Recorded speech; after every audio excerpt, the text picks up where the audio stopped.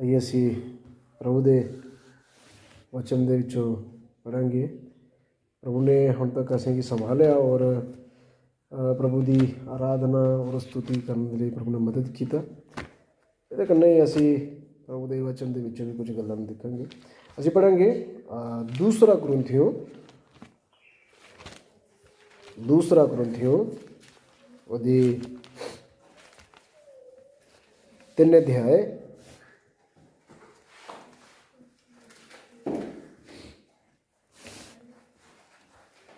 ਉਹਦੀ दूसरा कुरिन्थियों 3 अध्याय ਉਹਦੀ 17 और 18 पद। 17 और 18 पद इतने इस प्रकार लिखित है, प्रभु तो आत्मा है और जहाँ कहीं प्रभु का आत्मा है वहाँ स्वतंत्रता है। परंतु जब हम सबके उगाड़े चेहरे से प्रभु का प्रताप इस प्रकार प्रकट होता है जिस प्रकार दर्पण में, तो प्रभु के द्वारा जो आत्मा है हम उसी तेजस्वी रूप में अंश अंश करके बदलते जाते हैं। प्रभु के वचन दे विच असी जो पढ़िया वो इस प्रकार है कि प्रभु की है आत्मा है, परमेश्वर की है आत्मा है। जो प्रभु इस पृथ्वी पर आया वो एक मनुष्य देह दे विच ही, ठीक है।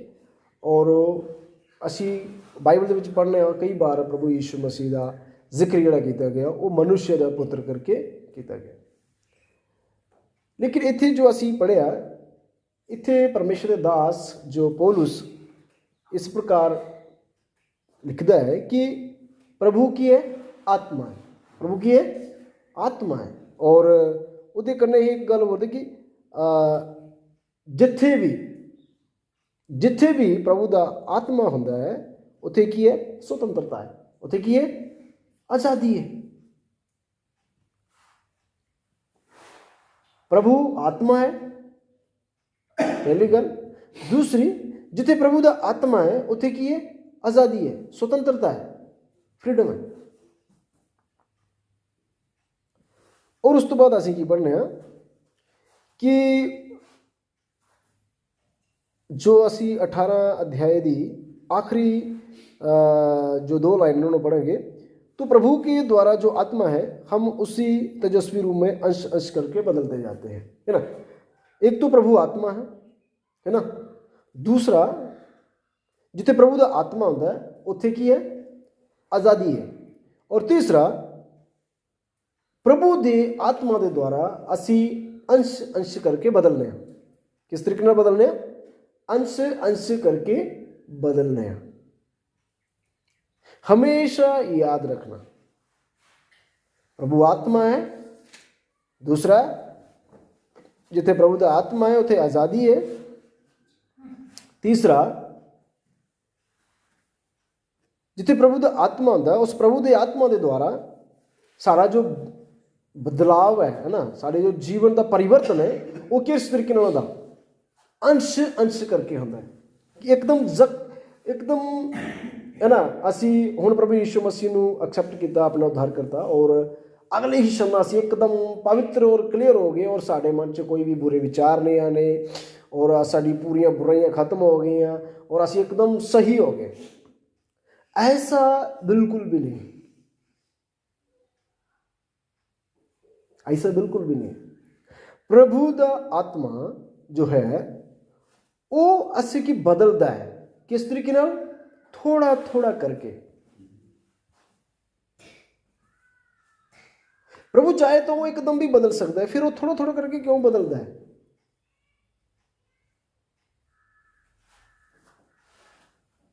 है ना। ये भी एक बड़ी गल है। प्रभु चाहे तो बदल सकता है ना, साडा एकदम पूरे ब्रेन को एकदम वाश कर सकता है। नहीं, इस तरीके प्रभु नहीं करता, क्योंकि यदि असी एकदम बदल गए तो सानू परमेश्वर की सामर्थ, साडी परमेश्वर के प्रति पुकार, साडे जीवन का जो संघर्ष है इस शारीरिक शरीर दे विच, उस संघर्ष के बारे सानू तो पता नहीं लगना। तो असी कदे भी परमेश्वर की उस दया नूं उस तरीके नाल कदे भी एक्सैप्ट नहीं कर सकांगे और परमेश्वर के प्रति एक धन्यवादी हृदय लेके उसकी आराधना करने लई असी तैयार नहीं हो सकेंगे। क्योंकि यदि साडा पिछला जीवन एकदम खत्म हो गया और सानू कुछ भी याद नहीं रहा तो असी किस तरीके नाल परमेश्वर का आभार व्यक्त करांगे।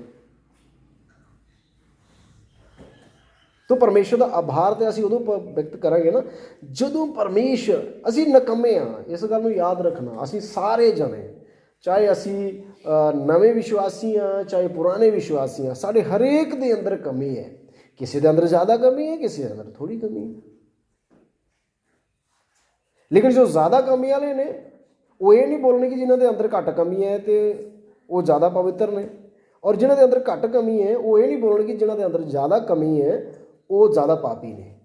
परमेश्वर के सामने एक व्यवस्था है। व्यवस्था पता की है?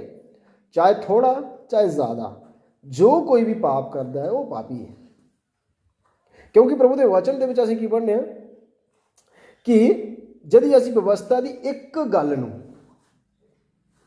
तोड़ देने, एक नियम नूं तोड़ देने तो असीं पापी हैं। असीं एक नियम नूं तोड़ देने असीं पापी हैं। व्यवस्था के अनुसार इस तरीके नाल है। तो इसी तरीके नाल चाहे साडे जीवन में थोड़ी कमी होए चाहे ज़्यादा होए, साडी अवस्था सारिਆਂ ਦੀ बराबर है। तो इत्थे असीं जो प्रभु के वचन दे विच पढ़िया, प्रभु की है आत्मा, प्रभु की है आत्मा,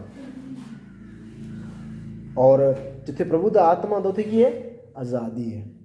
जदों असीं प्रभु यीशु मसीह नूं अपना उद्धारकर्ता के रूप में स्वीकार किया सो प्रभु का आत्मा साडे किथे आया? अंदर आया। क्योंकि यदि असीं कुरिन्थियों की पत्री 12 अध्याय उहदे 3 आयत पढ़ांगे तो उत्थे लिखिदा है बिना पवित्र आत्मा दे कोई भी यीशु मसीह मेरा प्रभु है करके कह नहीं सकता। यानी कि प्रमाण है कि जो लोग यीशु मसीह नूं अपना प्रभु करके ग्रहण करते हैं उन्हां दे अंदर प्रभु का आत्मा है। भले ही दुनिया के विच अनेक प्रकार की शिक्षा क्यों ना होवे कि पवित्र आत्मा या प्रभु का आत्मा सानू उपवास करने के द्वारा ज़्यादा प्रार्थना करने के द्वारा मिलना है, ये सब फालतू की गल है। जो सच्चाई है प्रभु के वचन की साफ है कि बिना पवित्र आत्मा के कोई तो कह नहीं सकता कि यीशु मेरा प्रभु है। दूसरा असीं जो इफिसियों की पत्री पढ़ने तो वो पहले अध्याय की 13 आयत जो पढ़ने उत्ते लिखिदा है कि परमेश्वर ने पवित्र आत्मा की जो असी प्रभु के वचन नूं जो सुसमाचार नूं असी ग्रहण किया उहदे पर विश्वास किया तो प्रभु के आत्मा ने की है मोहर लगाई गई साडे उपर। साडे उपर की लगाई गई? मोहर लगाई गई। और इसी तरीके नाल ही परमेश्वर का आत्मा साडे अंदर है। तो प्रभु का आत्मा साडे किथे है? अंदर है। जो असी प्रभु नूं अपना उद्धारकर्ता स्वीकार करना। तो इहदे नाल ही एक गल होर की आगे की पढ़िया है कि जिथे प्रभु का आत्मा होंदा उत्थे की आज़ादी है, स्वतंत्रता है। स्वतंत्रता है। किहड़ी गल लई है स्वतंत्रता? धार्मिकता लई स्वतंत्रता है। किहदे लई है? धार्मिकता लई स्वतंत्रता है। भलाई लई स्वतंत्रता है। लेकिन बुराई लई बिल्कुल भी स्वतंत्रता नहीं है। प्रभु के वचन के अनुसार चलने लई सानू स्वतंत्रता है, पूरी तरह आज़ादी है। लेकिन प्रभु के वचन के खिलाफ जाने की सानू आज़ादी नहीं है। प्रभु के नियम नूं पालन करने की सानू पूरी आज़ादी है। लेकिन संसार के नियम पालन नूं, संसार के रीति रिवाज नूं पालन करने की जां भले ही वो एक विश्वासी के द्वारा क्यों ना बनाए हुए नियम होण उन्होंने पालन करने की सानू जरूरत नहीं है। असीं उहदे प्रति स्वतंत्रता नहीं है, असीं उहदे प्रति आज़ाद नहीं हाँ। भलाई लई असीं आज़ाद हाँ, प्रभु का सुसमाचार सुनाने लई असीं आज़ाद हाँ, असीं परमेश्वर की आराधना करने लई आज़ाद हाँ। लेकिन बुराई लई और प्रभु के जो वचन दे विच नहीं है उहदे प्रति असीं स्वतंत्र नहीं हाँ, उहदे प्रति असीं आज़ाद नहीं हाँ। सानू हमेशा याद रखना है ना। जिस तरीके नाल मैं पहले गल तुहानूं दसी कि इस टाइम दिसंबर महीना है, दिसंबर महीने दे विच की है क्रिसमस का ज़्यादा जोर है। क्रिसमस अलग अलग लोग इस गल नूं डिस्कस करा दे आपस में सलाहां करा दे कि असी इस तरीके नाल मनाना है, इस तरीके नाल मनाना है। लेकिन याद रखो ਪ੍ਰਭੂ ਯੀਸ਼ੂ ਮਸੀਹ ਜਦੋਂ ਸਵਰਗ ਜਾਣ ਤੋਂ ਪਹਿਲਾਂ ਨਾ, ਪ੍ਰਭੂ ਯੀਸ਼ੂ ਮਸੀਹ ਜਦੋਂ ਸਵਰਗ ਰੋਹਣ ਹੋਇਆ, ਸਵਰਗ ਰੋਹਣ ਹੋਣ ਤੋਂ ਪਹਿਲਾਂ ਪ੍ਰਭੂ ਯੀਸ਼ੂ ਮਸੀਹ ਆਪਣੇ ਚੇਲਿਆਂ ਨੂੰ ਇੱਕ ਆਖਰੀ ਆਗਿਆ ਦਿੱਤੀ। ਉਸ ਆਗਿਆ ਜਿਹੜੀ ਅਸੀਂ ਮੱਤੀ ਰਚੀ ਸੁਸਮਾਚਾਰ 28 ਅਧਿਆਇ ਉਹਦੀ 18 ਤੋਂ ਲੈ ਕੇ 20 ਆਇਤ ਤੱਕ ਪੜ੍ਹ ਰਹੇ ਹਾਂ। ਉੱਥੇ ਕੀ ਲਿਖਿਆ ਦਾ? ਕਿਆ ਪ੍ਰਭੂ ਯੀਸ਼ੂ ਮਸੀਹ ਉੱਥੇ ਇਸ ਗੱਲ ਨੂੰ ਲਿਖਣਾ ਭੁੱਲ ਗਿਆ? ਉੱਥੇ ਕੀ ਲਿਖਿਆ ਦਾ ਕਿ ਸਵਰਗ ਔਰ ਪ੍ਰਿਥਵੀ ਦਾ ਸਾਰਾ ਅਧਿਕਾਰ ਕਿਹਦੇ ਕੋਲ ਹੈ? ਮੇਰੇ ਕੋਲ ਹੈ। ਔਰ ਇਹਦੇ ਲਈ ਤੁਸੀਂ ਜਾਓ ਤੇ ਸਾਰੀ ਜਾਤੀ ਦੇ ਲੋਕਾਂ ਨੂੰ ਕੀ ਬਣਾਓ? ਚੇਲਾ ਬਣਾਓ, ਔਰ ਉਹਨਾਂ ਨੂੰ ਪਿਤਾ ਪੁੱਤਰ ਪਵਿੱਤਰ ਆਤਮਾ ਦੇ ਨਾਮ 'ਚ ਬਪਤਿਸਮਾ ਦਿਓ, ਔਰ ਉਹਨਾਂ ਨੂੰ ਉਹ ਗੱਲਾਂ ਜਿਹੜੀਆਂ ਮੈਂ ਤੁਹਾਨੂੰ ਸਿਖਾਈਆਂ ਨੇ ਉਹਨਾਂ ਨੂੰ ਮੰਨਣਾ ਸਿਖਾਓ। ਸਾਫ਼ ਤਰੀਕੇ ਨਾਲ। ਤੋ ਜਦੋਂ ਪ੍ਰਭੂ ਨੇ ਲਿਖਿਆ ਹੈ ਕਿ ਜੋ ਗੱਲਾਂ ਮੈਂ ਤੁਹਾਨੂੰ ਸਿਖਾਈਆਂ ਨੇ ਜਾਂ ਮੇਰੇ ਕੋਲੋਂ ਤੁਸੀਂ ਸਿੱਖੀਆਂ ਨੇ, ਉਹਨਾਂ ਗੱਲਾਂ ਨੂੰ ਤੁਸੀਂ ਜਾ ਕੇ ਉਹਨਾਂ ਨੂੰ ਸਿਖਾਓ। ਕਿਆ ਪ੍ਰਭੂ ਯੀਸ਼ੂ ਮਸੀਹ ਨੇ ਸਿਖਾਇਆ ਮੇਰਾ ਜਨਮ ਦਿਨ ਮਨਾਓ? ਕਿਆ ਯੀਸ਼ੂ ਮਸੀਹ ਨੇ, ਠੀਕ ਹੈ, ਉਸ ਤੋਂ ਪਹਿਲਾਂ ਪ੍ਰਭੂ ਯੀਸ਼ੂ ਮਸੀਹ ਆਪਣੇ ਜਨਮ ਦਿਨ ਨੂੰ ਨਹੀਂ ਮਨਾਇਆ, ਠੀਕ ਹੈ, ਲੇਕਿਨ 3.5 ਸਾਲ ਜੋ ਪ੍ਰਭੂ ਯੀਸ਼ੂ ਮਸੀਹ ਨੇ ਸੇਵਕਾਈ ਦਾ ਜਿਹੜਾ ਸਮੇਂ ਹੈ, ਉਸ ਸੇਵਕਾਈ ਦੇ ਸਮੇਂ ਦੇ ਵਿੱਚ ਪ੍ਰਭੂ ਦੇ ਚੇਲੇ ਉਹਦੇ ਨਾਲ ਰਹੇ। ਕਿਆ ਪ੍ਰਭੂ ਦੇ ਚੇਲਿਆਂ ਨੇ ਪ੍ਰਭੂ ਦੇ ਨਾਲ ਮਿਲ ਕੇ ਪ੍ਰਭੂ ਯੀਸ਼ੂ ਮਸੀਹ ਦੇ ਜਨਮ ਦਿਨ ਨੂੰ ਮਨਾਇਆ? ਨਹੀਂ ਮਨਾਇਆ। ਕਿਆ ਪ੍ਰਭੂ ਦੇ ਚੇਲਿਆਂ ਨੇ ਪ੍ਰਭੂ ਯੀਸ਼ੂ ਮਸੀਹ ਦੇ ਜਨਮ ਦਿਨ ਮਨਾਉਣ ਦੇ ਬਾਰੇ ਕੋਈ ਪੱਤਰੀਆਂ ਦੇ ਵਿੱਚ ਸਿੱਖਿਆ ਦਿੱਤੀ? ਨਹੀਂ ਦਿੱਤੀ। ਜਦੋਂ ਉਹਨਾਂ ਨੇ ਪਹਿਲੀ ਸ਼ਤਾਬਦੀ ਦੀ ਕਲੀਸਿਆ ਜਿਹੜੀ, ਉਸ ਪਹਿਲੀ ਸ਼ਤਾਬਦੀ ਦੀ ਕਲੀਸਿਆ ਦੇ ਵਿੱਚ ਪ੍ਰਭੂ ਯੀਸ਼ੂ ਮਸੀਹ ਦਾ ਜਨਮ ਦਿਨ ਮਨਾਇਆ ਗਿਆ? ਨਹੀਂ ਮਨਾਇਆ ਗਿਆ। ਚਲੋ ਠੀਕ ਹੈ। ਕਿਆ ਪ੍ਰਭੂ ਯੀਸ਼ੂ ਮਸੀਹ ਨੇ ਕੀ ਬੋਲਿਆ ਸੀ? ਜਾ ਕੇ ਉਹਨਾਂ ਨੂੰ ਚੇਲਾ ਬਣਾਓ ਔਰ ਜੋ ਗੱਲਾਂ ਮੈਂ ਤੁਹਾਨੂੰ ਸਿਖਾਈਆਂ। ਕਿਆ ਪ੍ਰਭੂ ਯੀਸ਼ੂ ਮਸੀਹ ਨੇ ਸਿਖਾਇਆ ਮੇਰਾ ਜਨਮ ਦਿਨ ਮਨਾਉਣਾ? ਜਾਂ ਪ੍ਰਭੂ ਯੀਸ਼ੂ ਮਸੀਹ ਉੱਥੇ ਭੁੱਲ ਗਿਆ? ਕਿਆ ਪ੍ਰਭੂ ਯੀਸ਼ੂ ਮਸੀਹ ਨੇ ਇਸ ਤਰੀਕੇ ਨਾਲ ਲਿਖਿਆ ਮੇਰੇ ਜਨਮ ਦਿਨ ਨੂੰ ਮਨਾਉਣ ਲਈ ਲੋਕਾਂ ਨੂੰ ਸਿਖਾਓ, ਔਰ ਉਹਨਾਂ ਨੂੰ ਚੇਲਾ ਬਣਾ ਕੇ ਪਿਤਾ ਪੁੱਤਰ ਪਵਿੱਤਰ ਆਤਮਾ ਨਾਮ 'ਚ ਬਪਤਿਸਮਾ ਦਿਓ, ਔਰ ਉਹਨਾਂ ਨੂੰ ਬੋਲਿਓ ਮੇਰਾ ਜਨਮ ਦਿਨ ਤੁਸੀਂ 25 ਤਰੀਕ ਨੂੰ ਜ਼ਰੂਰ ਮਨਾਉਣਾ? ਕਿਆ ਬਾਈਬਲ ਦੇ ਵਿੱਚ ਇੱਕ ਵੀ ਐਸੀ ਜੋ ਤਾਰੀਖ ਮੈਂਸ਼ਨ ਹੈ? ਕੁਛ ਵੀ ਨਹੀਂ। ਅਸੀਂ ਆਜ਼ਾਦ ਹਾਂ, ਲੇਕਿਨ ਜੋ ਬਾਈਬਲ ਦੇ ਵਿੱਚ ਨਹੀਂ ਹੈ ਅਸੀਂ ਉਹਦੇ ਲਈ ਆਜ਼ਾਦ ਨਹੀਂ ਹਾਂ। ਅਸੀਂ ਉਹਨਾਂ ਰੀਤੀ ਰਿਵਾਜ਼ਾਂ ਲਈ ਆਜ਼ਾਦ ਨਹੀਂ ਹਾਂ ਜੋ ਬਾਈਬਲ ਦੇ ਵਿੱਚ ਨਹੀਂ ਹਨ। ਪ੍ਰਭੂ ਦੇ ਵਚਨ ਦੇ ਵਿੱਚ ਜਦੋਂ ਅਸੀਂ ਪੜ੍ਹ ਰਹੇ ਹਾਂ ਤਾਂ ਸਾਨੂੰ ਕਾਫੀ ਸਾਰੀਆਂ ਗੱਲਾਂ ਜਿਹੜੀਆਂ ਉਹ ਦੇਖਣ ਨੂੰ ਮਿਲਦੀਆਂ ਨੇ। ਉਹਨਾਂ ਹੀ ਗੱਲਾਂ ਦੇ ਵਿੱਚੋਂ ਕੁਝ ਗੱਲਾਂ ਅਸੀਂ ਜਿਹੜੀਆਂ ਪ੍ਰਭੂ ਦੇ ਵਚਨ 'ਚ ਪੜ੍ਹਨੇ ਹਾਂ ਕਿ ਕਾਫੀ ਸਾਰੇ ਲੋਕ ਜਿਹੜੇ ਨੇ ਅਨੇਕ ਹੀ ਪ੍ਰਕਾਰ ਦੀਆਂ ਸਿੱਖਿਆਵਾਂ ਨੂੰ ਲੋਕਾਂ ਦੇ ਜੀਵਨ 'ਚ ਲੈ ਕੇ ਆਏ ਹੋਏ ਨੇ। ਇਸ ਚੀਜ਼ ਨੂੰ ਛੂਹਣਾ ਨਹੀਂ, ਇਹ ਚੀਜ਼ ਖਾਣੀ ਨਹੀਂ, ਇਸ ਤਰੀਕੇ ਨਾਲ ਨਹੀਂ ਕਰਨਾ, ਉਸ ਤਰੀਕੇ ਨਾਲ ਨਹੀਂ ਕਰਨਾ। ਜੋ ਪ੍ਰਭੂ ਦੇ ਵਚਨ 'ਚ ਸਾਨੂੰ ਇਜਾਜ਼ਤ ਹੈ ਉਹ ਅਸੀਂ ਕਰ ਸਕਦੇ ਹਾਂ, ਲੇਕਿਨ ਜੋ ਪ੍ਰਭੂ ਦੇ ਵਚਨ 'ਚ ਇਜਾਜ਼ਤ ਨਹੀਂ ਹੈ ਉਹ ਅਸੀਂ ਨਹੀਂ ਕਰ ਸਕਦੇ। ਅਸੀਂ ਆਜ਼ਾਦ ਹਾਂ ਭਲਾਈ ਲਈ ਔਰ ਪ੍ਰਭੂ ਦੇ ਵਚਨ ਨੂੰ ਮੰਨਣ ਲਈ। ਪ੍ਰਭੂ ਦੇ ਆਗਿਆ ਨੂੰ ਤੋੜਨ ਵਾਸਤੇ ਅਸੀਂ ਆਜ਼ਾਦ ਨਹੀਂ ਹਾਂ। ਅਸੀਂ ਉਹਨਾਂ ਰੀਤੀ ਰਿਵਾਜ਼ਾਂ ਨੂੰ ਪੂਰਾ ਕਰਨ ਲਈ ਆਜ਼ਾਦ ਨਹੀਂ ਹਾਂ। ਜੋ ਰੀਤੀ ਰਿਵਾਜ ਸੰਸਾਰ ਦੇ ਵਿੱਚ ਹੁੰਦੇ ਨੇ, ਜਨਮ ਦਿਨ ਮਨਾਉਣਾ, ਸ਼ੋਕ ਮਨਾਉਣਾ ਜਾਂ ਭੰਡਾਰਾ ਕਰਨਾ ਔਰ ਅਨੇਕ ਪ੍ਰਕਾਰ ਦੇ ਹੋਰ ਵੀ ਅਨੁਸ਼ਠਾਨ ਜਿਹੜੇ ਹੁੰਦੇ ਨੇ ਉਹ ਕਰਨਾ, ਅਸੀਂ ਸੰਸਾਰ ਦੇ ਪ੍ਰਤੀ ਜਿੰਨੇ ਵੀ ਉਹ ਰੀਤੀ ਰਿਵਾਜ ਨੇ ਉਹਨਾਂ ਰੀਤੀ ਰਿਵਾਜ਼ਾਂ ਦੇ ਪ੍ਰਤੀ ਅਸੀਂ ਆਜ਼ਾਦ ਨਹੀਂ ਹਾਂ, ਅਸੀਂ ਸੁਤੰਤਰ ਨਹੀਂ ਹਾਂ। ਫਿਰ ਇਹਦੇ ਨਾਲ ਹੀ ਜਦੋਂ ਅਸੀਂ ਆਖਰੀ ਗੱਲ ਕੀ ਪੜ੍ਹੀ ਹੈ ਕਿ ਇੱਥੇ ਅਸੀਂ ਪੜ੍ਹਨੇ ਹੈ ਕਿ ਅਸੀਂ ਪਰਮੇਸ਼ਰ ਦੇ ਆਤਮਾ ਦੇ ਦੁਆਰਾ, ਪ੍ਰਭੂ ਦੇ ਆਤਮਾ ਦੇ ਦੁਆਰਾ ਅਸੀਂ ਉਸ ਤੇਜਸਵੀ ਰੂਪ ਹੈ ਨਾ, ਉਹ ਤੇਜਸਵੀ ਰੂਪ, ਤੇਜੋਮਈ ਰੂਪ ਜਿਹੜਾ ਹੈ ਜੋ ਪ੍ਰਭੂ ਨੇ ਸਾਨੂੰ ਦਿੱਤਾ ਹੈ, ਉਸ ਤੇਜੋਮਈ ਰੂਪ ਦੇ ਵਿੱਚ ਅਸੀਂ ਅੰਸ਼ ਕਰਕੇ ਬਦਲਦੇ ਜਾਂਦੇ ਹਾਂ। ਯਾਨੀ ਕਿ ਸਾਡੇ ਅੰਦਰ ਜੋ ਬੁਰਾਈਆਂ ਨੇ, ਸਾਡੇ ਅੰਦਰ ਜੋ ਕਮੀਆਂ ਨੇ, ਉਹ ਕਮੀਆਂ ਜਿਹੜੀਆਂ ਨੇ ਹਟਦੀਆਂ ਜਾਂਦੀਆਂ ਨੇ, ਧੀਰੇ ਧੀਰੇ ਕਰਕੇ ਕੀ ਹੁੰਦੀਆਂ ਨੇ? ਦੂਰ ਹੁੰਦੀਆਂ ਜਾਂਦੀਆਂ ਨੇ। ਅਸੀਂ ਇੱਕਦਮ ਹੀ ਬਦਲ ਨਹੀਂ ਜਾਂਦੇ। ਔਰ ਇਹ ਜਿਹੜਾ ਇਹ ਬਦਲਾਵ ਹੈ ਇਹ ਪ੍ਰਤੀ ਦਿਨ ਸਾਡੇ ਜੀਵਨ 'ਚ ਹੁੰਦਾ ਹੈ ਮਸੀਹ ਯੀਸ਼ੂ ਦੇ ਆਤਮਾ ਦੇ ਦੁਆਰਾ, ਪਰਮੇਸ਼ਰ ਦੇ ਆਤਮਾ ਦੇ ਦੁਆਰਾ। ਕਈ ਵਾਰ ਸਾਡਾ ਜਦੋਂ ਅਸੀਂ ਇਸ ਦੁਨੀਆ ਦੇ ਜੀਣੇ ਦੇ ਸਮੇਂ ਉੱਪਰ ਸਾਡੇ ਮਨ 'ਚ ਕਾਫੀ ਸਾਰੇ ਵਿਚਾਰ ਆਉਂਦੇ ਨੇ ਜੋ ਪ੍ਰਭੂ ਦੇ ਵਚਨ ਦੇ ਵਿਰੁੱਧ ਨੇ, ਲੇਕਿਨ ਉਸੇ ਟਾਈਮ ਪ੍ਰਭੂ ਦਾ ਆਤਮਾ ਸਾਨੂੰ ਅਗਵਾਈ ਕਰਦਾ ਹੈ ਕਿ ਨਹੀਂ, ਇਹ ਗਲਤ ਹੈ। ਪ੍ਰਭੂ ਦਾ ਆਤਮਾ ਕੀ ਕਰਦਾ? ਗਲਤ ਹੈ। ਯਾਨੀ ਕਿ ਪ੍ਰਭੂ ਅੰਸ਼ ਕਰਕੇ ਸਾਨੂੰ ਬਦਲਦਾ ਹੈ ਨਾ। ਸਾਡਾ ਬਦਲਾਵ ਜਿਹੜਾ ਉਹ ਜਾਰੀ ਹੈ, ਜੋ ਸਾਨੂੰ ਬੁਰਾਈ ਕਰਨ ਨਾਲੋਂ ਰੋਕਦਾ ਹੈ, ਇਹ ਸਾਡਾ ਬਦਲਾਵ ਜਾਰੀ ਹੈ। ਸੋ ਇਹ ਬਦਲਾਵ ਲਗਾਤਾਰ ਚੱਲਦਾ ਹੀ ਰਹਿੰਦਾ ਹੈ। ਜਦੋਂ ਅਸੀਂ ਬੁਰਾਈ ਦੇ ਵਿੱਚ ਜਾਣ ਦੇ ਸਮੇਂ ਪ੍ਰਭੂ ਦਾ ਆਤਮਾ ਸਾਡੇ ਅੰਦਰੋਂ ਕੰਮ ਕਰਦਾ ਹੈ। ਤੋ ਜਦੋਂ ਅਸੀਂ ਬਚ ਜਾਂਦੇ ਹਾਂ ਉਸ ਬੁਰਾਈ ਤੋਂ, ਤਾਂ ਸਾਡੇ ਅੰਦਰ ਕਿੰਨਾ ਧੰਨਵਾਦੀ ਹਿਰਦੇ ਹੁੰਦਾ ਹੈ ਪਰਮੇਸ਼ਰ ਦੇ ਪ੍ਰਤੀ, ਬਹੁਤ ਹੀ ਜ਼ਿਆਦਾ ਧੰਨਵਾਦੀ ਹਿਰਦੇ ਹੈ ਨਾ, ਬਹੁਤ ਹੀ ਜ਼ਿਆਦਾ ਧੰਨਵਾਦੀ ਹਿਰਦੇ ਹੈ। ਤੋ ਅਸੀਂ ਆਜ਼ਾਦ ਤਾਂ ਹੈ ਨਾ, ਅਸੀਂ ਪੂਰੀ ਤਰ੍ਹਾਂ ਆਜ਼ਾਦ ਹਾਂ, ਫਰੀडम ਹਾਂ, ਪੂਰੀ ਤਰ੍ਹਾਂ ਸੁਤੰਤਰ ਹਾਂ, ਲੇਕਿਨ ਕਿਹਦੇ ਲਈ ਆ? ਭਲਾਈ ਲਈ। ਕਿਹਦੇ ਲਈ ਆਜ਼ਾਦ ਆ? ਭਲਾਈ ਲਈ ਔਰ ਪ੍ਰਭੂ ਦੀ ਆਗਿਆ ਨੂੰ ਪਾਲਣ ਕਰਨ ਵਾਸਤੇ। ਅਸੀਂ ਕਦੇ ਵੀ ਆਜ਼ਾਦ ਨਹੀਂ ਆ ਉਹਨਾਂ ਗੱਲਾਂ ਨੂੰ ਮੰਨਣ ਵਾਸਤੇ ਜੋ ਪ੍ਰਭੂ ਦੇ ਵਚਨ 'ਚ ਨਹੀਂ ਲਿਖੀਆਂ।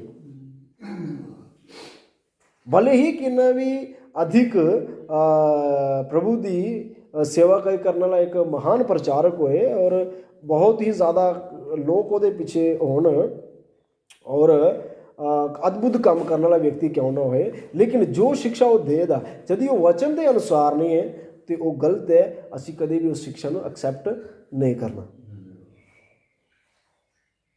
ਉਹ ਗਲਤ ਹੈ। ਉਸ ਵਿਅਕਤੀ ਦੇ ਦੁਆਰਾ ਸਿਖਾਈ ਹੋਈ ਸਿੱਖਿਆ ਨੂੰ ਕਦੇ ਵੀ ਐਕਸੈਪਟ ਨਾ ਕਰੋ। ਮਨੁੱਖ ਦੀ ਬਣਾਈ ਦੀ ਵਿਵਸਥਾ ਨੂੰ, ਹੈ ਨਾ, ਜੋ ਮਨੁੱਖ ਦੀ ਬਣਾਈ ਦੀ ਵਿਵਸਥਾ ਹੈ, ਇਹ ਵਿਵਸਥਾ ਉਹ ਨਹੀਂ ਹੈ ਜੋ ਕਾਨੂੰਨ ਵਿਵਸਥਾ ਹੈ ਨਾ, ਜੋ ਸਾਡੇ ਦੇਸ਼ ਦੀ ਕਾਨੂੰਨੀ ਵਿਵਸਥਾ ਹੈ, ਇਹ ਵਿਵਸਥਾ ਉਹ ਨਹੀਂ ਹੈ। ਲੇਕਿਨ ਕਲੀਸਿਆ ਦੇ ਵਿੱਚ, ਹੈ ਨਾ, ਕਲੀਸਿਆ ਦੇ ਵਿੱਚ ਕੁਝ ਲੋਕਾਂ ਨੇ ਵਿਵਸਥਾ ਬਣਾਈ ਦੀ ਹੈ, ਆਪਣੀ ਹੀ ਵਿਵਸਥਾ, ਆਪਣਾ ਹੀ ਕਾਨੂੰਨ। ਉਸ ਕਾਨੂੰਨ ਨੂੰ ਫਾਲੋ ਕਰਨ ਦੀ ਸਾਨੂੰ ਜ਼ਰੂਰਤ ਨਹੀਂ ਹੈ। ਜੋ ਪ੍ਰਭੂ ਦੇ ਵਚਨ ਦੇ ਅਨੁਸਾਰ ਜੋ ਕਲੀਸਿਆ ਦੇ ਕਾਨੂੰਨ ਨੇ ਉਹਨਾਂ ਨੂੰ ਅਸੀਂ ਫਾਲੋ ਕਰਨਾ ਹੈ। ਪ੍ਰਭੂ ਦੀ ਸੇਵਾ ਦੇ ਨਾਲ ਸੰਬੰਧਿਤ ਜੋ ਕਾਨੂੰਨ ਪ੍ਰਭੂ ਦੇ ਵਚਨ 'ਚ ਲਿਖੇ ਦੇ ਨੇ ਉਸ ਨੂੰ ਅਸੀਂ ਫਾਲੋ ਕਰਨਾ ਹੈ। ਲੇਕਿਨ ਜੋ ਪ੍ਰਭੂ ਦੇ ਵਚਨ ਦੇ ਨਾਲ ਸੰਬੰਧਿਤ ਨਹੀਂ ਹਨ ਔਰ ਜੋ ਪਹਿਲੀ ਸ਼ਤਾਬਦੀ ਦੀ ਕਲੀਸਿਆ ਦੇ ਵਿੱਚ ਜਿਹੜੀਆਂ ਗੱਲਾਂ ਨਹੀਂ ਸਿਖਾਈਆਂ ਗਈਆਂ, ਜੋ ਪੱਤਰੀਆਂ ਦੇ ਵਿੱਚ ਨਹੀਂ ਸਿਖਾਈਆਂ ਗਈਆਂ, ਉਹਨਾਂ ਗੱਲਾਂ ਨੂੰ ਅਸੀਂ ਸਿੱਖ ਕੇ ਅਸੀਂ ਇੱਕ ਅਵਿਸ਼ਵਾਸੀ ਦੀ ਤਰ੍ਹਾਂ ਜੀਣਾ ਸਾਡੇ ਲਈ ਠੀਕ ਨਹੀਂ। ਪ੍ਰਭੂ ਦੇ ਜੋ ਨਿਯਮ ਨੇ ਪ੍ਰਭੂ ਨੇ ਆਪਣੇ ਪੱਤਰੀਆਂ ਦੇ ਦੁਆਰਾ, ਆਪਣੇ ਦਾਸਾਂ ਦੇ ਦੁਆਰਾ ਲਿਖਾ ਉੜਿਆ। ਪ੍ਰਭੂ ਨੇ ਆਪਣੇ ਮੁੱਖ ਤੋਂ ਬੋਲਿਆ, ਆਪਣੇ ਚੇਲਿਆਂ ਨੂੰ ਸਿਖਾਇਆ ਔਰ ਚੇਲਿਆਂ ਨੇ ਅੱਗੇ ਆ ਕੇ ਪਹਿਲੀ ਸ਼ਤਾਬਦੀ ਦੀ ਕਲੀਸਿਆ ਨੂੰ ਸਿਖਾਇਆ। ਔਰ ਜਦੋਂ ਇਹ ਪਵਿੱਤਰ ਸ਼ਾਸਤਰ ਕੰਪਲੀਟ ਹੋ ਗਿਆ ਔਰ ਇਸ ਪਵਿੱਤਰ ਸ਼ਾਸਤਰ ਜਿਹੜਾ ਹੈ ਕੰਪਲੀਟ ਹੋਣ ਦੇ ਬਾਅਦ ਜਦੋਂ ਧੀਰੇ ਧੀਰੇ ਜਿਹੜਾ ਪਬਲਿਸ਼ ਹੋਇਆ ਔਰ ਅੱਜ ਸਾਨੂੰ ਹਰ ਇੱਕ ਭਾਸ਼ਾ ਦੇ ਵਿੱਚ ਉਹ ਪਵਿੱਤਰ ਸ਼ਾਸਤਰ ਮਿਲਦਾ ਹੈ। ਤਕਰੀਬਨ ਜ਼ਿਆਦਾ ਤੋਂ ਜ਼ਿਆਦਾ ਭਾਸ਼ਾ ਜਿਹੜੀਆਂ ਨੇ ਅੱਜ ਜਿਹੜੀਆਂ ਅਨੁਵਾਦ ਕੀਤੀਆਂ ਗਈਆਂ ਨੇ, ਖਾਸ ਕਰ ਜੋ ਰਾਜ ਭਾਸ਼ਾ ਨੇ ਉਹ ਰਾਜ ਭਾਸ਼ਾ ਨੇ ਉਹ ਜਿਹੜੀਆਂ ਨੇ ਅਨੁਵਾਦ ਕੀਤੀਆਂ ਗਈਆਂ ਨੇ। ਲੇਕਿਨ ਫਿਰ ਵੀ ਬਾਈਬਲ ਦੇ ਵਿੱਚੋਂ ਨਹੀਂ, ਬਲਕਿ ਆਪਣੀ ਹੀ ਵਿਵਸਥਾ ਬਣਾ ਕੇ ਕਾਫੀ ਸਾਰੇ ਲੋਕ ਇਹਨਾਂ ਗੱਲਾਂ ਨੂੰ ਜਿਹੜੇ ਲੋਕਾਂ ਦੇ ਸਾਹਮਣੇ ਪ੍ਰਗਟ ਕਰਦੇ ਨੇ। ਤਾਂ ਸਾਨੂੰ ਇਸ ਗੱਲ ਨੂੰ ਯਾਦ ਰੱਖਣਾ ਹੈ। ਪ੍ਰਭੂ ਨੇ ਸਾਨੂੰ ਆਜ਼ਾਦ ਕੀਤਾ ਕਿਹਦੇ ਵਾਸਤੇ? ਭਲਾਈ ਕਰਨ ਵਾਸਤੇ। ਬੁਰਾਈ ਕਰਨ ਵਾਸਤੇ ਅਸੀਂ ਆਜ਼ਾਦ ਨਹੀਂ ਹਾਂ। ਰੀਤੀ ਰਿਵਾਜ ਚਾਹੇ ਉਹ ਕਿਸੇ ਵੀ ਪ੍ਰਕਾਰ ਦਾ ਕਿਉਂ ਨਾ ਹੋਏ, ਇਹਨਾਂ ਰੀਤੀ ਰਿਵਾਜਾਂ ਦੀ ਲਿਸਟ ਤਾਂ ਬਹੁਤ ਲੰਮੀ ਹੈ, ਬਹੁਤ ਲੰਮੀ ਹੈ। ਇਹ ਨਹੀਂ ਕਰਨਾ, ਉਹ ਨਹੀਂ ਕਰਨਾ, ਇਹ ਨਹੀਂ ਚੱਖਣਾ, ਉਧਰ ਨਹੀਂ ਜਾਣਾ, ਇੱਥੇ ਨਹੀਂ ਜਾਣਾ, ਇਹ ਨਹੀਂ, ਇੱਥੇ ਨਹੀਂ ਬਹਿਣਾ। ਇਹਨੇ ਇਸ ਤਰੀਕੇ ਦੇ ਬਹੁਤ ਸਾਰੇ ਨਿਯਮ ਨੇ। ਕਾਫੀ ਸਾਰੇ ਲੋਕ ਇਸ ਤਰੀਕੇ ਨਾਲ ਸਿਖਾਉਂਦੇ ਆ, ਜਿਨ੍ਹਾਂ ਦੇ ਘਰ ਕੋਈ ਮਰ ਜਾਂਦਾ ਹੈ ਉਹਨਾਂ ਦੇ ਘਰ ਨਹੀਂ ਜਾਣਾ। ਕਿਉਂ ਭਾਈ, ਕਿਉਂ ਨਹੀਂ ਜਾਣਾ? ਪ੍ਰਭੂ ਦਾ ਵਚਨ ਤੇ ਸਾਫ਼ ਲਿਖਿਆ ਹੈ ਨਾ, ਆਨੰਦ ਕਰਨ ਵਾਲੇ ਨਾਲ ਆਨੰਦ ਕਰੋ, ਰੋਣੇ ਵਾਲੇ ਨਾਲ ਰੋਵੋ। ਫਿਰ ਅਸੀਂ ਕਿਉਂ ਨਹੀਂ ਜਾਣਾ? ਕਿਸੇ ਦੇ ਘਰ ਕੋਈ ਬੱਚਾ ਪੈਦਾ ਹੋਇਆ, ਅਸੀਂ ਕਿਉਂ ਨਹੀਂ ਜਾਣਾ ਉਹਨਾਂ ਨੂੰ ਮਿਲਣ? ਕਿਆ ਅਸੀਂ ਉਸ ਬੱਚੇ ਦੇ ਜਨਮ 'ਤੇ ਖੁਸ਼ ਨਹੀਂ ਹੋਏ? ਕਿਆ ਅਸੀਂ ਦੁਖੀ ਹਾਂ? ਕਿਆ ਜੋ ਵਿਅਕਤੀ ਇਸ ਦੁਨੀਆ ਨੂੰ ਛੋੜ ਕੇ ਚਲਾ ਗਿਆ, ਅਸੀਂ ਉਸ ਵਿਅਕਤੀ ਦੇ ਕਾਰਨ ਆਨੰਦਿਤ ਹਾਂ ਜੋ ਅਸੀਂ ਉਹਨਾਂ ਦੇ ਦੁੱਖ ਦੇ ਸਮੇਂ ਉਹਨਾਂ ਦੇ ਵਿੱਚ ਉਹਨਾਂ ਦੇ ਨਾਲ ਮਿਲ ਕੇ ਉਹਨਾਂ ਨਾਲ ਜਾ ਕੇ ਨਹੀਂ ਮਿਲਣਾ? ਤਾਂ ਹਮੇਸ਼ਾ ਯਾਦ ਰੱਖੋ, ਇਸ ਤਰੀਕੇ ਦੇ ਨਿਯਮ ਕਾਫੀ ਸਾਰੇ ਲੋਕਾਂ ਨੇ ਬਣਾ ਦਿੱਤੇ ਨੇ। ਕਾਫੀ ਸਾਰੇ ਲੋਕ ਨੇ ਜਿਨ੍ਹਾਂ ਨੇ ਇਸ ਤਰੀਕੇ ਦੇ ਨਿਯਮ ਬਣਾਏ ਦੇ ਕਿ ਜਦੋਂ ਕੋਈ ਵਿਅਕਤੀ ਮਰ ਜਾਂਦਾ ਹੈ ਤਾਂ 10 ਦਿਨ ਤੱਕ ਉਹਨਾਂ ਦੇ ਘਰ ਨਹੀਂ ਜਾਣਾ, ਭਲੇ ਉਹ ਤੁਹਾਡਾ ਜਿੰਨਾ ਵੀ ਜ਼ਿਆਦਾ ਰਿਲੇਟਿਵ ਕਿਉਂ ਨਾ ਹੈ। ਠੀਕ ਹੈ, ਅਸੀਂ ਉਹਨਾਂ ਦੇ ਘਰ ਨਹੀਂ ਜਾਣਾ। ਤੇ ਫਿਰ ਜਦੋਂ ਵਿਸ਼ਵਾਸੀਆਂ ਦੇ ਘਰ ਕੋਈ ਮਰ ਜਾਂਦਾ ਤੇ ਫਿਰ ਉਹਨਾਂ ਦੇ ਘਰ ਕਿਉਂ ਜਾਂਦੇ ਹੋ? ਤੁਸੀਂ ਦੇਣ ਕਰਨ ਵਾਸਤੇ ਜਾਣਦੇ ਹੋ ਕਿ ਉਹਨਾਂ ਦੇ ਸ਼ੋਕ ਦੇ ਵਿੱਚ ਸ਼ਾਮਲ ਹੋ ਕੇ ਉਹਨਾਂ ਨੂੰ ਸੰਤਾਵਨਾ ਦੇਣ ਵਾਸਤੇ ਜਾਣਦੇ ਹੋ? ਪਹਿਲਾਂ ਤੁਹਾਡਾ ਫੋਕਸ ਕੀ ਹੈ? ਅਸੀਂ ਕਿਉਂ ਜਾਂਦੇ ਹਾਂ ਕਿਸੇ ਨੂੰ ਮਿਲਣ ਵਾਸਤੇ? ਜਦੋਂ ਕੋਈ ਵਿਅਕਤੀ ਇਸ ਦੁਨੀਆ ਨੂੰ ਛੋੜ ਕੇ ਚਲਾ ਜਾਂਦਾ ਉਹਦੇ ਪਰਿਵਾਰ ਨੂੰ ਮਿਲਣ ਵਾਸਤੇ ਕਿਉਂ ਜਾਂਦੇ ਹਾਂ? ਅਸੀਂ ਉਹਨਾਂ ਦੇ ਨਾਲ ਸ਼ੋਕ ਦੇ ਵਿੱਚ ਸ਼ਾਮਲ ਹੋ ਕੇ ਉਹਨੂੰ ਸੰਤਾਵਨਾ ਦੇਣ ਜਾਂਦੇ ਹਾਂ। ਜਦੋਂ ਕੋਈ ਵਿਅਕਤੀ ਦੇ ਘਰ ਕੋਈ ਬੱਚਾ ਪੈਦਾ ਹੁੰਦਾ ਹੈ, ਅਸੀਂ ਕਿਉਂ ਜਾਂਦੇ ਉਹਨਾਂ ਦੇ ਘਰ? ਤਾਂ ਕਿ ਉਹਨਾਂ ਦੀ ਖੁਸ਼ੀ ਦੇ ਵਿੱਚ ਸ਼ਾਮਲ ਹੋ ਸਕੀਏ। ਪਰਮੇਸ਼ਰ ਨੇ ਤਾਂ ਮਨਾ ਨਹੀਂ ਕੀਤਾ ਇਸ ਤਰੀਕੇ ਨਾਲ। ਫਿਰ ਇਹ ਲੋਕਾਂ ਨੇ ਆਪਣੀ ਹੀ ਵਿਵਸਥਾ ਬਣਾਈ ਦੀ ਹੈ। ਪ੍ਰਭੂ ਯੀਸ਼ੂ ਮਸੀਹ ਦੇ ਸਮੇਂ ਵੀ ਲੋਕਾਂ ਨੇ ਇੱਕ ਵਿਵਸਥਾ ਬਣਾਈ ਦੀ ਸੀ। ਕੀ ਵਿਵਸਥਾ ਬਣਾਈ ਦੀ ਸੀ? ਉਹ ਵਿਵਸਥਾ ਬਣਾਈ ਦੀ ਕਿ ਜਦੀ ਕੋਈ ਵਿਅਕਤੀ ਇਹ ਗੱਲ ਬੋਲੇ ਕਿ ਜੋ ਵੀ ਫਾਇਦਾ ਮੇਰੇ ਕੋਲੋਂ ਮੇਰੇ ਮਾਤਾ ਪਿਤਾ ਨੂੰ ਹੋਣਾ ਹੈ ਉਹ ਪਰਮੇਸ਼ਰ ਨੂੰ ਸਮਰਪਿਤ, ਤਾਂ ਉਹ ਆਪਣੇ ਮਾਤਾ ਪਿਤਾ ਦੀ ਸੇਵਾ ਨਾ ਕਰੇ। ਇਹ ਕਿਹਨੇ ਸਿਖਾਇਆ ਸੀ? ਵਿਵਸਥਾਪਕਾਂ ਨੇ। ਤਾਂ ਪ੍ਰਭੂ ਨੇ ਉਹਨਾਂ ਨੂੰ ਬੋਲਿਆ ਸੀ ਕਿ ਤੁਸੀਂ ਕਿੰਨੀ ਆਸਾਨੀ ਨਾਲ ਪਰਮੇਸ਼ਰ ਦੀ ਵਿਵਸਥਾ ਨੂੰ ਟਾਲ ਦਿੱਤਾ ਔਰ ਆਪਣੀ ਬਣਾਈ ਦੀ ਵਿਵਸਥਾ ਨੂੰ ਲਾਗੂ ਕਰ ਦਿੱਤਾ। ਤੁਸੀਂ ਪਰਮੇਸ਼ਰ ਦੀ ਵਿਵਸਥਾ ਨੂੰ ਕਿੰਨੇ।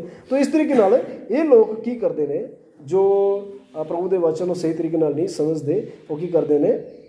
ਆਪਣੀ ਵਿਵਸਥਾ, ਆਪਣੇ ਹੀ ਨਿਯਮ ਬਣਾ ਕੇ ਸਥਾਪਿਤ ਕਰ ਦਿੰਦੇ ਨੇ ਔਰ ਆਪਣੇ ਹੀ ਤਰੀਕੇ ਨਾਲ ਚੱਲਣਾ ਸ਼ੁਰੂ ਕਰ ਦਿੰਦੇ ਨੇ। ਸੋ ਐਸੇ ਬਹੁਤ ਸਾਰੇ ਰੀਤੀ ਰਿਵਾਜ ਨੇ। ਮੈਂ ਇੱਕ ਇੱਕ ਕਰਕੇ ਤੁਸੀਂ ਦੱਸਣੇ ਜਾਗਾ ਤਾਂ ਬਹੁਤ ਜ਼ਿਆਦਾ ਟਾਈਮ ਲੱਗ ਜਾਣਾ, ਲੇਕਿਨ ਕੁਛ ਗੱਲਾਂ ਜੋ ਅਸੀਂ ਅੱਜ ਪ੍ਰਭੂ ਦੇ ਵਚਨ ਦੇ ਦੁਆਰਾ ਦੇਖਣੀਆਂ ਨੇ। ਪਹਿਲੀ ਗੱਲ ਹਮੇਸ਼ਾ ਯਾਦ ਰੱਖਣੀ, ਪ੍ਰਭੂ ਕੀ ਹੈ? ਆਤਮਾ ਹੈ। ਉਹ ਹਰ ਜਗ੍ਹਾ ਮੌਜੂਦ ਹੈ। ਪ੍ਰਭੂ ਸਾਡੇ ਕਿੱਥੇ ਹੈ? ਅਸੀਂ ਪਰਮੇਸ਼ਰ ਦਾ ਮੰਦਿਰ ਹਾਂ ਔਰ ਸਾਡੇ ਅੰਦਰ ਜੋ ਵਾਸ ਕਰਦਾ ਹੈ ਪਰਮੇਸ਼ਰ ਦਾ ਆਤਮਾ ਹੈ। ਸੋ ਪ੍ਰਭੂ ਦਾ ਆਤਮਾ ਹੈ ਜਿਹੜਾ ਹੈ ਉਹ ਸਾਡੇ ਅੰਦਰ ਵਾਸ ਕਰਦਾ ਹੈ ਔਰ ਉਸ ਆਤਮਾ ਦੇ ਦੁਆਰਾ ਸਾਨੂੰ ਕੀ ਹੈ? ਆਜ਼ਾਦੀ ਮਿਲੇਦੀ ਹੈ। ਕੀ ਮਿਲੇਦੀ ਹੈ? ਉਹਦੇ ਦੁਆਰਾ ਆਜ਼ਾਦੀ ਹੈ। ਔਰ ਪ੍ਰਭੂ ਦੇ ਵਚਨ 'ਚ ਕੀ ਲਿਖਿਆ ਹੈ? ਜਿੱਥੇ ਪ੍ਰਭੂ ਦਾ ਆਤਮਾ ਹੁੰਦਾ ਉੱਥੇ ਆਜ਼ਾਦੀ ਹੁੰਦੀ ਹੈ। ਜਦ ਅਸੀਂ ਪੂਰਨ ਆਜ਼ਾਦੀ ਨਾਲ ਜੀਵਨ ਨਹੀਂ ਬਿਤਾਉਂਦੇ, ਯਾਨੀ ਕਿ ਅਸੀਂ ਪ੍ਰਭੂ ਦੇ ਵਚਨ ਨੂੰ ਪੂਰੀ ਆਜ਼ਾਦੀ ਨਾਲ ਐਕਸੈਪਟ ਨਹੀਂ ਕਰਦੇ, ਪ੍ਰਭੂ ਦੇ ਵਚਨ ਨੂੰ ਪੂਰੀ ਆਜ਼ਾਦੀ ਨਾਲ ਪਾਲਣ ਨਹੀਂ ਕਰਦੇ, ਤਾਂ ਇਹਦਾ ਮਤਲਬ ਹੈ ਸਾਡੇ ਅੰਦਰ ਫਿਰ ਆਤਮਾ ਨਹੀਂ ਹੋਇਆ। ਅਸੀਂ ਅੱਜ ਵੀ ਕਿੱਥੇ ਹਾਂ? ਉੱਥੇ ਹੀ ਭੇਜਦੇ ਹਾਂ ਜਿੱਥੇ ਪਹਿਲੇ ਹੈ। ਸੋ ਪ੍ਰਭੂ ਦਾ ਆਤਮਾ ਸਾਡੇ ਅੰਦਰ ਹੈ ਔਰ ਸਾਡੇ ਅੰਦਰ ਜਿਹੜਾ ਪ੍ਰਭੂ ਦਾ ਆਤਮਾ ਹੈ ਉਹਨੇ ਸਾਨੂੰ ਆਜ਼ਾਦੀ ਦਿੱਤੀ ਹੈ। ਪ੍ਰਭੂ ਨੇ ਸਾਨੂੰ ਆਜ਼ਾਦ ਕੀਤਾ ਹੈ। ਅਸੀਂ ਗੁਲਾਮ ਨਹੀਂ ਬਣਨਾ। ਤੀਸਰੀ ਗੱਲ, ਪ੍ਰਭੂ ਸਾਨੂੰ ਅੰਸ਼ ਅੰਸ਼ ਕਰਕੇ ਬਦਲਦਾ ਹੈ। ਤਾਂ ਜਦੋਂ ਪ੍ਰਭੂ ਬਦਲਦਾ ਹੈ ਤਾਂ ਅਸੀਂ ਬਦਲਣਾ ਹੈ, ਕਠੋਰ ਨਹੀਂ ਬਣਨਾ। ਜਿਸ ਤਰੀਕੇ ਨਾਲ ਇਬਰਾਨੀਆਂ ਦੀ ਪੱਤਰੀ 'ਚ ਲਿਖਿਆ ਹੈ ਕਿ ਯਦि ਤੁਸੀਂ ਅੱਜ ਉਹਦਾ ਵਚਨ ਨੂੰ ਸੁਣੋ ਤੇ ਆਪਣੇ ਹਿਰਦੇ ਨੂੰ ਕਠੋਰ ਨਾ ਕਰੋ। ਜਦੋਂ ਪ੍ਰਭੂ ਸਾਨੂੰ ਬੁਰਾਈ ਕਰਨ ਨਾਲੋਂ ਮਨਾ ਕਰਦਾ ਹੈ, ਪ੍ਰਭੂ ਦਾ ਆਤਮਾ ਮਨਾ ਕਰਦਾ ਹੈ, ਤਾਂ ਜਾਣਬੁੱਝ ਕੇ ਬੁਰਾਈ ਨਾ ਕਰੋ। ਬਹੁਤ ਵਾਰ ਜਦੋਂ ਅਸੀਂ ਬੁਰਾਈ ਕਰਨ ਲਈ ਜਾਂਦੇ ਹਾਂ ਤਾਂ ਬਹੁਤ ਹੀ ਵਾਰ ਪ੍ਰਭੂ ਦਾ ਆਤਮਾ ਸਾਨੂੰ ਅਗਵਾਈ ਕਰਦਾ ਹੈ, ਬੇਟਾ ਨਾ ਕਰ, ਬੇਟੀ ਨਾ ਕਰ, ਇਹ ਗਲਤ ਹੈ।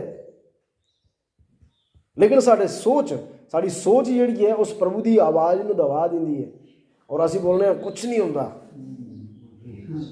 ਨਹੀਂ ਹੁੰਦਾ। ਲੇਕਿਨ ਪ੍ਰਭੂ ਸਾਨੂੰ ਅੰਚ ਕਰਕੇ ਬਦਲਦਾ ਹੈ। ਪ੍ਰਭੂ ਸਾਨੂੰ ਚਾਹੁੰਦਾ ਹੈ ਕਿ ਇਹ ਬਦਲ ਜਾਣ, ਲੇਕਿਨ ਅਸੀਂ ਆਪਣੀ ਸੋਚ ਨੂੰ ਪ੍ਰਭੂ ਦੀ ਆਵਾਜ਼ ਨੂੰ ਜਿਹੜਾ ਹੈ ਆਪਣੀ ਸੋਚ ਦੇ ਦੁਆਰਾ, ਆਪਣੇ ਢੀਠਪਣ ਦੇ ਦੁਆਰਾ, ਆਪਣੀ ਕਠੋਰਤਾ ਦੇ ਦੁਆਰਾ ਉਹਨੂੰ ਦਬਾ ਦਿੰਦੇ ਹਾਂ ਔਰ ਜਿਹਦਾ ਪ੍ਰਤੀਫਲ ਕੀ ਹੁੰਦਾ ਕਿ ਅਸੀਂ ਪਾਪ 'ਚ ਗਿਰ ਜਾਂਦੇ ਹਾਂ। ਪ੍ਰਭੂ ਤਾਂ ਸਾਨੂੰ ਬਦਲਦਾ ਹੈ ਲੇਕਿਨ ਅਸੀਂ ਜਾਣਬੁੱਝ ਕੇ ਹੀ ਗਿਰ ਜਾਂਦੇ ਹਾਂ। ਕਈ ਸਾਰੇ ਰੀਤੀ ਰਿਵਾਜ ਨੇ ਜਿੱਥੇ ਪਰਮੇਸ਼ਰ ਬੋਲਦਾ ਯਾਰ ਇਹ ਗਲਤ ਨਾ, ਪ੍ਰਭੂ ਬੋਲਦੇ ਬੇਟਾ ਗਲਤ ਹੈ, ਬੇਟੀ ਗਲਤ ਹੈ, ਲੇਕਿਨ ਅਸੀਂ ਫੇਰ ਵੀ ਉਹਨਾਂ ਰੀਤੀ ਰਿਵਾਜਾਂ ਵਿੱਚ ਚੱਲ ਜਾਂਦੇ ਹਾਂ। ਯਾਦ ਰੱਖੋ, ਸੰਸਾਰ ਨੂੰ ਖੁਸ਼ ਕਰੋਗੇ ਤੁਹਾਨੂੰ ਕੁਛ ਵੀ ਮਿਲਣਾ ਨਹੀਂ ਹੈ। ਪ੍ਰਭੂ ਨੂੰ ਖੁਸ਼ ਕਰੋਗੇ ਤੁਹਾਨੂੰ ਸਵਰਗ ਦੇ ਵਿੱਚ ਧਨ ਮਿਲਣਾ ਹੈ। ਸੰਸਾਰ ਦੇ ਪਿੱਛੇ ਜਾਓਗੇ ਤੁਹਾਨੂੰ ਕੁਛ ਨਹੀਂ ਮਿਲਣਾ। ਪ੍ਰਭੂ ਦੇ ਪਿੱਛੇ ਜਾਓਗੇ ਤੁਹਾਨੂੰ ਆਨੰਦ ਜੀਵਨ ਮਿਲਣਾ ਹੈ, ਉਹ ਸਵਰਗੀय ਧਨ ਮਿਲਣਾ ਹੈ, ਉਹ ਸਵਰਗੀय ਆਸ਼ੀਸ਼ਾਂ ਮਿਲਣੀਆਂ ਨੇ ਔਰ ਉਹਨਾਂ ਸਵਰਗੀय ਆਸ਼ੀਸ਼ਾਂ ਦੇ ਪ੍ਰਭੂ ਨੇ ਸਾਨੂੰ ਵਾਰਿਸ ਬਣਾਇਆ ਹੈ। ਇਫਿਸੀਆਂ ਦੀ ਪੱਤਰੀ ਸਾਹਿਬ ਲਿਖਦਾ ਹੈ ਪਰਮੇਸ਼ਰ ਨੇ ਮਸੀਹ ਯਿਸੂ ਦੇ ਦੁਆਰਾ ਸਵਰਗੀ ਸਥਾਨਾਂ ਦੇ ਵਿੱਚ ਸਾਨੂੰ ਸਭ ਪ੍ਰਕਾਰ ਦੀ ਆਸ਼ੀਸ਼ਾਂ ਦਾ ਵਾਰਿਸ ਬਣਾਇਆ ਹੈ। ਸੋ ਪ੍ਰਭੂ ਸਾਡੀ ਮਦਦ ਕਰੇ, ਅਸੀਂ ਇਹਨਾਂ ਗੱਲਾਂ ਨੂੰ ਯਾਦ ਰੱਖਣਾ ਹੈ। ਪ੍ਰਭੂ ਨੇ ਸਾਨੂੰ ਆਜ਼ਾਦ ਕੀਤਾ ਹੈ ਭਲਾਈ ਔਰ ਪ੍ਰਭੂ ਦੇ ਵਚਨ ਨੂੰ ਪਾਲਣ ਕਰਨ ਵਾਸਤੇ, ਸਾਨੂੰ ਰੀਤੀ ਰਿਵਾਜਾਂ ਮੰਨਣ ਵਾਸਤੇ, ਆਪਣੇ ਹੀ ਤਰੀਕੇ ਨਾਲ ਨਵੇਂ ਕਾਨੂੰਨ ਬਣਾਉਣ ਵਾਸਤੇ ਪ੍ਰਭੂ ਨੇ ਆਜ਼ਾਦ ਵੀ ਦਿੱਤਾ ਹੈ। ਕਾਫੀ ਸਾਰੇ ਲੋਕ ਜਿਹੜੇ ਨੇ ਪ੍ਰਭੂ ਨੇ ਸਾਨੂੰ ਬਚਾਇਆ ਹੈ, ਪ੍ਰਭੂ ਨੇ ਸਾਨੂੰ ਬਹੁਤ ਅਦਭੁਤ ਕੰਮ ਕੀਤੇ ਹੈ, ਆਪਣੇ ਹੀ ਤਰੀਕੇ ਨਾਲ ਹੋਰ ਨਵੀਆਂ ਸਕੀਮਾਂ ਸ਼ੁਰੂ ਕਰ ਦਿੰਦੇ ਆ। ਕੋਈ ਤੇਲ ਵੇਚਣਾ ਸ਼ੁਰੂ ਕਰ ਦਿੰਦਾ, ਕੋਈ ਪਾਣੀ ਵੇਚਣਾ ਸ਼ੁਰੂ ਕਰ ਦਿੰਦਾ, ਕੋਈ ਕੱਪੜਾ ਵੇਚਣਾ ਸ਼ੁਰੂ ਕਰ ਦਿੰਦਾ। ਇਹ ਅਭਿਸ਼ੇਕ ਦਾ ਵਸਤਰ ਹੈ, ਇਹ ਅਭਿਸ਼ੇਕ ਦਾ ਤੇਲ ਹੈ, ਇਹ ਅਭਿਸ਼ੇਕ ਦਾ ਪਾਣੀ ਹੈ, ਇਹ ਸਭ ਚੀਜ਼ਾਂ ਵੇਚਣਾ ਸ਼ੁਰੂ ਕਰ ਦਿੰਦੇ ਨੇ, ਹੈ ਨਾ। 40 ਉਪਵਾਸ ਰਖਾਉਣਾ ਲੋਕਾਂ ਨੂੰ ਸ਼ੁਰੂ ਕਰ ਦਿੰਦੇ ਨੇ। ਉਪਵਾਸ ਰੱਖਣਾ ਗਲਤ ਨਹੀਂ ਹੈ, ਲੇਕਿਨ ਇਹ ਜਿਹੜਾ ਇੱਕ ਤੁਸੀਂ ਇਹ ਨਿਯਮ ਬਣਾ ਕੇ ਜਿਹੜੇ ਲੋਕਾਂ ਨੂੰ ਸਿਖਾਉਣਾ ਹੈ, ਇਹ ਉਪਵਾਸ ਕਰੋ, ਕ੍ਰਿਸਮਸ ਦੇ ਮਹੀਨੇ ਉਪਵਾਸ ਕਰੋ, ਈਸਟਰ ਦੇ ਮਹੀਨੇ ਉਪਵਾਸ ਕਰੋ, जिस तरीके नाल रमज़ान के महीने मुसलमान उपवास करते, तुसी भी उपवास करो। क्या प्रभु के वचन च इस तरीके नाल लिखे दा? क्या प्रभु के चेले ने सिखाया तुसी 40 उपवास करने हैं? क्या प्रभु यीशु मसीह ने बोलिया कि हर एक विश्वासी को 40 उपवास करना जरूरी है दिसंबर के महीने, ईस्टर के महीने? इस तरीके नाल प्रभु ने बुलाया? कदे भी नहीं सिखाया। सानू उपवास करना है, लेकिन उपवास करने का एक तरीका है। असी उपवास क्यों करने, उसदे पिछे कुछ होना चाहिए। प्रभु यीशु मसीह जो असी उपवास की गल देखने कि वो 40 दिन और 40 दिन निराहार रहा, उसदे पिछे एक रीजन ही, उसदे पिछे रीजन की ही? धार्मिकता नू पूरा करना। की रीजन ही? धार्मिकता नू पूरा करना। क्योंकि एक यहूदी व्यक्ति परमेश्वर की व्यवस्था के अनुसार उहदे समय काल दे विच उहदे लई 40 उपवास जरूरी है। और असी याद रखना है कि यहूदी व्यवस्था के अनुसार, परमेश्वर के वचन के व्यवस्था के अनुसार यहूदियों नू उपवास का एक महीना भी है ही। जब असी बाइबल पढ़ेंगे तो पता लगना है, ये लोग तो पढ़ते ही नहीं। और इस तरीके नाल ही एक बार इन्हें देख लिया, किसी ने उपवास करना, किसी को सुन लिया कि उपवास रखने के द्वारा सामर्थ्य मिलनी है, तो चलो उपवास रखो। ऐसा नहीं है। उपवास करना जरूरी है, लेकिन क्यों जरूरी है? उसके पीछे कुछ लक्ष्य होना चाहिए, कुछ मेन लक्ष्य होना चाहिए। और सब तो बड़ा उपवास पता की है? सब तो बड़ा उपवास है कि तुसी बुराई ना करो। पेट खाली करके उपवास नहीं गिने जाता। पेट खाली करके तुसी प्रभु के वचन को गलत तरीके नाल उपयोग करे दिओ, प्रभु के वचन को गलत तरीके नाल सुनाए दिओ, और जो प्रभु के वचन के खिलाफ सारा काम करे दिओ, तो उपवास का कोई फायदा नहीं। तो ऐसे बहुत सारे रीति रिवाज लोगों ने बना के रखे थे। उन्होंने रीति रिवाजों को प्रभु ने कदे अलाउ नहीं किया, लेकिन लोग अपनी मर्जी नाल करते हैं। याद रखो, साड़ी अपने जिहड़े तरीके ने, उन्होंने तरीकों को असी अपना के जिहड़े अपनी ही मर्जी नाल चल नहीं सकते।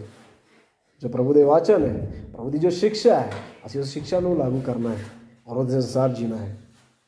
समझ आ गई सारिਆਂ ਨੂੰ? तो पहली गल, प्रभु की है? आत्मा है।